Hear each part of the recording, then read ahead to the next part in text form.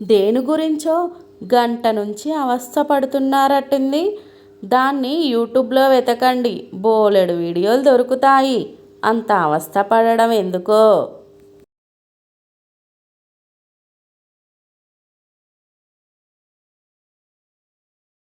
ఈ మాత్రం దానికి వచ్చే నా పుట్టినరోజుకి వడ్డానం కొనిస్తానని ఆశ పెట్టేదెందుకు మరి?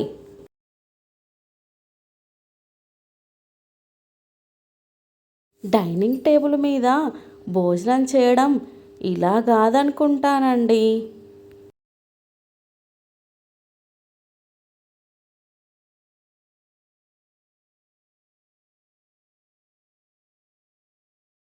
పిల్లలు ఎలాగో స్టేట్స్ నుంచి రారు కదా, వాడొక్కడే నిన్ను నోరారా అమ్మ అని పిలిచేది.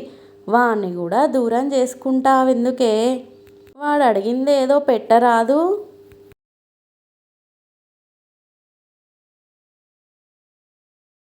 ఆ సీరియల్ పూర్తయ్యే వరకు మీ అత్తగారిని పట్టడం అసాధ్యం తల్లి.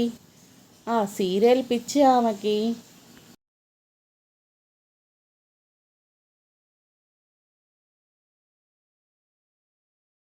పచ్చడి అనగానే దంచడమేనా? ఇది ఉగాది పచ్చడే. ఉగాది పచ్చడి దంచుకోరే అమ్మ. కష్టాలు వచ్చినప్పుడు ధైర్యంగా ఉండాలి కానీ టీవీ సీరియళ్ళలోని ఆడవాళ్ళలాగా ఏడుస్తారేంటండి?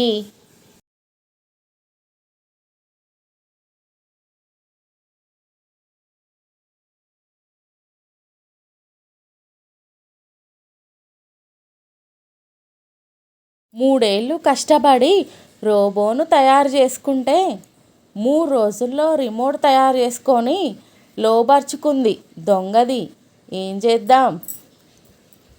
ఆడవాళ్ళంటే ఏంటో నిరూపించింది నా భార్య.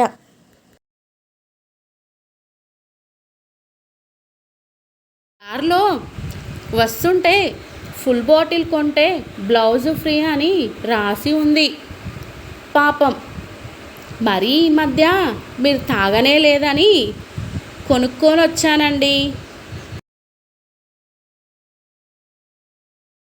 అందరూ ఫేస్బుక్లో న్యూ ఇయర్ గురించి డిస్కషన్ పెడుతున్నారే, నన్నేం పెట్టమంటావు శశి?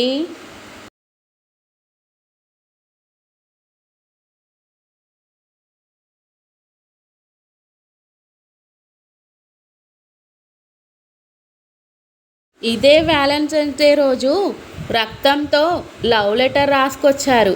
తనను కానీ ప్రేమించకపోతే ఇప్పుడున్నవన్నీ తిరగొట్టడం అవసరమానే?